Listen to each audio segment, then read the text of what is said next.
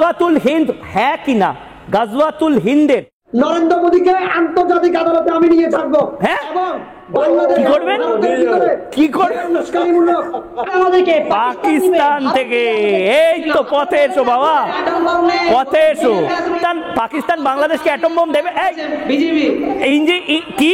ইঞ্জি থোয়াই চিংমং শাক, পাকিস্তান আপনাকে atom bomb দেবে বলেছে? ইঞ্জি থোয়াই ভাইয়ের কাছে যাচ্ছি। ইঞ্জি থোয়াই চিংমং শাক আপনার নাম।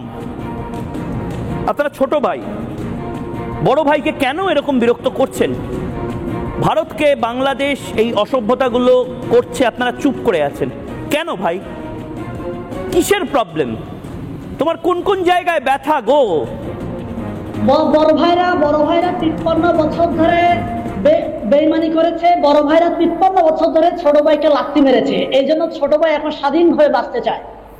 এই জন্য আমরা লাথি মেরে পেট চিরে আমরা স্বাধীনভাবে আবার বাঁচতে চাই। আমরা এই জন্য আমরা ছোট ভাই ইঞ্জি থোয়াই চিংমং শাক, ইঞ্জি থোয়াই চিংমং শাক, আপনারা 5ই আগস্ট ভারতের বিরুদ্ধে যুদ্ধ করেছেন না? আমাকে বলুন, 5ই আগস্ট আপনারা কি ভারতের বিরুদ্ধে? কি বলছেন? পেট চিরে মাথা চিরে আপনারা যুদ্ধ করলেন নিজেরা নিজেদের মধ্যে, আপনারা মরছেন মারছেন নিজেরা নিজেদেরকে। ভারত এলো কোথা থেকে এখানে? এই যুদ্ধগুলো আমরা করছি না, এই যুদ্ধগুলো আপনারা করাচ্ছেন, আপনারা আমাদেরকে করাচ্ছেন। দীর্ঘ 53 বছর ধরে আপনারা বলছেন যে আমাদেরকে যে বড় ভাই ছোট ভাইয়ের মতো ব্যবহার করবেন, কিন্তু আপনারা তো বড় ভাই হিসেবে আমাদের সাথে বেয়াদবি করে বেড়াচ্ছেন। কি করেছি? প্রতিনিয়ত আমরা আপনাদের গম চুরি করেছি, আমরা আমাদের ধান, আপনারা আমাদের গ্রামবাসীর ধান চুরি করছেন, গম চুরি করছেন, বলবো না? আপনারা বলছেন যে আপনারা আমাদের বড় ভাই, তাহলে বড় ভাই শুধু না, বাবাও। আরে বাবা না হলে কি করে বাংলাদেশ জন্মাতো? বাবা তো বটেই, বড় ভাই আর বাবা দুটো সম্পর্ক। না, কখনো ভারত আমাদের কখনো বড় ভাই বাবা হতে পারে না। কে পাকিস্তান বড় ভাই? পাকিস্তান আপনাদের বড় ভাই, সিরিয়া আপনাদের ছোট ভাই। পাকিস্তান আমার বড় ভাই না, ভারত আমার বড় ভাই না, আমরাই আছি। আরে সেটাই তো আমরা দিয়ে দিয়েছিলাম 71 সালে। চট্টগ্রাম, রংপুর, ফেনী সব নিয়ে নিতে পারতাম, সব আপনাদের দিয়ে দিয়েছি। আপনারা তো সামলাতে পারলেন না দেশটাকে। এবার দেশটাকে যদি মোহাম্মদ ইউনূস সামলাতে না পারে, আপনি দরকার হলে প্রধানমন্ত্রী হন। ইঞ্জি থোয়াই চিংমং শাক, আমি বলবো ইনি বাংলাদেশের নতুন প্রধানমন্ত্রী। আপনারা পারছেন না দেশটাকে সামলাতে দাদা। প্রধানমন্ত্রী আছে, তিনি হচ্ছেন শান্তিতে নোবেল জয়ী। কিসে অশান্তির পান্ডা এখন শান্তির নোবেল জয়ীর জ্ঞান দিচ্ছেন? আচ্ছা, আমাকে একটা যুক্তিযুক্ত কথা বলুন। জি, আপনি বলুন। চুরি কেন করছেন? কেন আমরা কোথায় চুরি করছি? আপনারাই চুরি করছেন বরঞ্চ। না, আমাদের গ্রামবাসীর ভুট্টা চিংমং আপনারা এখন ইঞ্জি থোয়াই চিংমং শাক।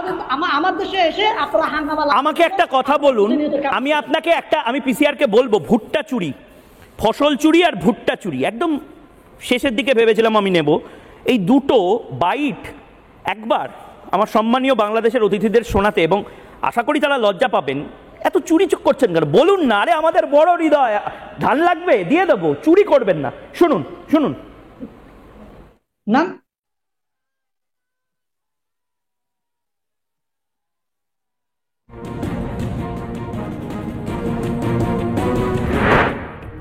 এই রক্ত মাংসের রাক্ষস মোহাম্মদ ইউনূস আর তার বাহিনী লাগাতার কিন্তু সীমান্তে উস্কানি দিচ্ছে। এবং যারা এই সুখদেবপুরের বাসিন্দা তারা যেটা অভিযোগ করছেন, বিগত 2-3 দিন ধরে যখনই কাঁটাতার দেওয়ার যে কাজ, সেই কাজ শুরু করা হয়েছিল, তারপর একাধিক গ্রামবাসীর যে ফসল, সেই ফসল নষ্ট করছে বাংলাদেশি জঙ্গিরা। এবং আমার সঙ্গে যারা রয়েছেন এখান থেকে অনেকেই রয়েছেন, কথা বলবো। আচ্ছা, আপনাদের ফসল এই মুহূর্তে কি অবস্থায় আছে? আমাদের ফসল গত 2-3 দিন থেকে কেটে নিয়ে চলে যাচ্ছে বাংলাদেশের লোকেরা। অনেকে আপনারা এই সাইডের ক্যামেরা ঘুরিয়ে দেখাতে পারবেন, হয়তো মানে প্রচুর পরিমাণে ফসল ক্ষতি করছে। আচ্ছা, আপনাদেরও কি ফসলের ক্ষতি হয়েছে? আমাদেরও ফসলের ক্ষতি হয়েছে, গম কেটে নিয়েছে রাত্রে। যে আজকে গেছিলাম দেখতে, বীজ দিয়ে আসলাম জমিতে, তো অনেক ক্ষতি আছে দেখছিলাম। আপনাদেরও কি একই অবস্থা? এখানে আরো যারা রয়েছেন, আমাদের 12 বিঘা জমি আছে ভিতরে আমার বাপ কাকা থেকে, তো আমাদের কি বলবো ফসল কেটে নিয়ে চলে যাচ্ছে। এতটাই ক্ষতি করছে না, কি বলবো, প্রচুর পরিমাণে ক্ষতি করে। এখন তো শুধু ফসল না, আমাদের তার ভিতরে যে গাছগুলো আছে, আমের গাছগুলো আছে, আমের গাছের ডালগুলো পর্যন্ত কেটে নিয়ে চলে যাচ্ছে। একজন বয়স্ক ব্যক্তি রয়েছেন। আচ্ছা, আপনি তো আক্রান্ত হয়েছিলেন না নিজের ফসল বাঁচাতে গিয়ে? তা এই তো এখনো তো ফসলের নষ্টের কাজ চলছে। মোহাম্মদ ইউনূসের মতো রাক্ষসরা নিজেরা নিজেদের দেশের মানুষকে খেতে দিতে পারেন না, ভারতীয়দের ফসল নষ্ট করে বেড়ান। ফসল নষ্ট করে সেটা আপনাদের আমাদের ব্যবস্থা নিতে হবে, অ্যাকশন নিতে হবে। কি ব্যবস্থা নেবেন?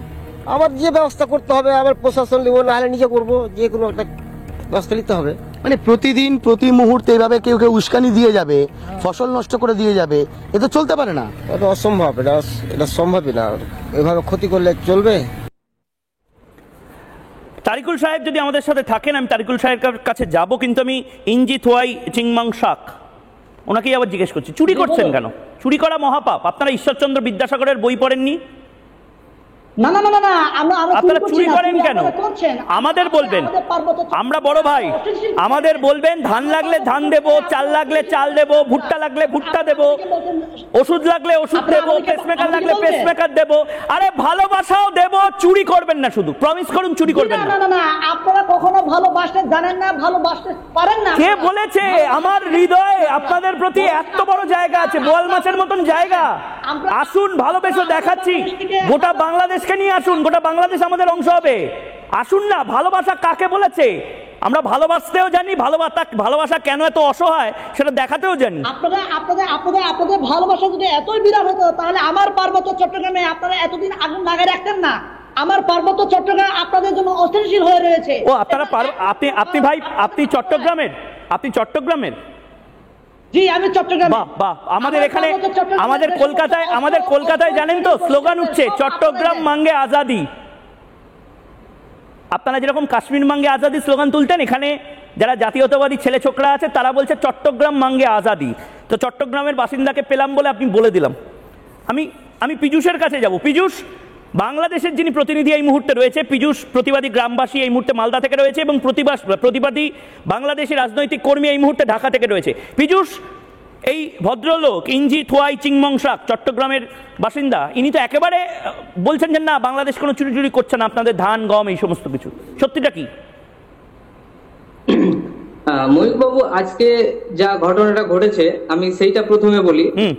গতকালকে কিছু কৃষক আমাদের গিয়েছিল বাংলা, মানে ফেন্সিং পার করে আমাদের যে জমি আছে ওইদিকে আমাদের গ্রামবাসী, তো সেখানে গম চাষ করা হয়েছে। তো সেখানে হঠাৎ করে দেখা যায় যে তারা গমকে কাটা দেখেছে, যে গম কিছুটা কেটে নিয়েছে।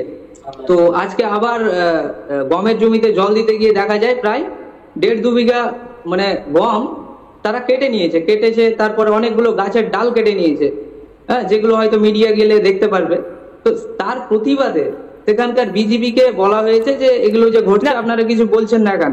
উনি কিছু একটা বলতে চাইছেন, বিজিবি উনি প্রতিবাদ করছেন। এটা আমাদের বাংলাদেশের বর্ডার থেকে আপনারা চুরি করে নিয়ে যাবেন, এটা আমরা কি দেখে মানে তাকিয়ে থাকবো নাকি? আমরা উঠবো? আমরা না না, আপনারা চুরি করবেন। আপনারা কথাটা আগে আমি বলি, আপনারা যে আমাদেরকে বলেন আপনারা প্রতিবেশী রাষ্ট্র, আপনারা যে আমাদেরকে বলেন আপনারা না না, আপনি অন্যায়ভাবে আমার দেশের বিপক্ষে কথা বলছেন।